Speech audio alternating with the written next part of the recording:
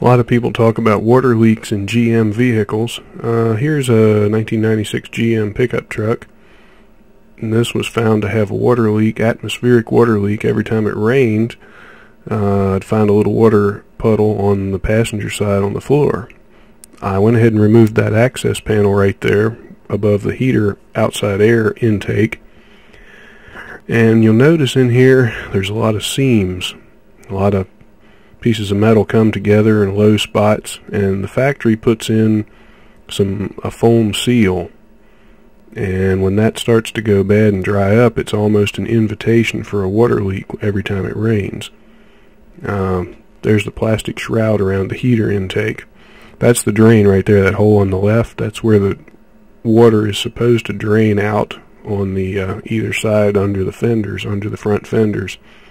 But any of these seams and that rubber seal or foam seal around the heater intake, when that goes bad, you can expect a water leak. And where you find the water leaking in the vehicle is not necessarily where it came in.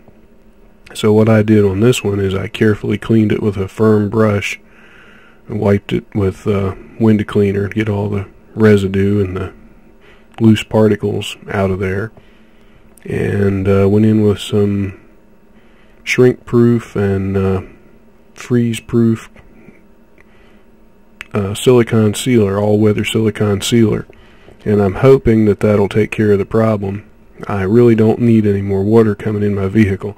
That trough right there that you see, a lot of people talk about GM trucks and they always say that the windshield leaks. Well, I'm not saying the windshield can't leak, but most likely the leak comes in right there at the edge of the firewall.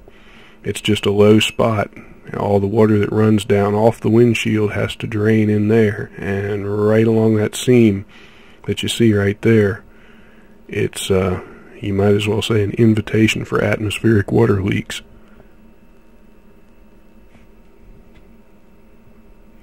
I'll try to get a couple different angles here with this inspection scope. That's one of the really handy things you can use to look in there and take a guess where water leaks might be happening.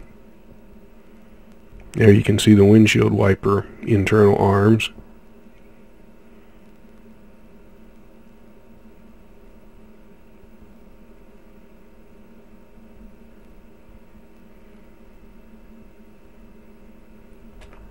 And of course, always remember to put that panel back above the heater intake, because that would let rain fall right down in there. You wouldn't want it to happen in cold weather when you get snow. It would just clog up your heater fan.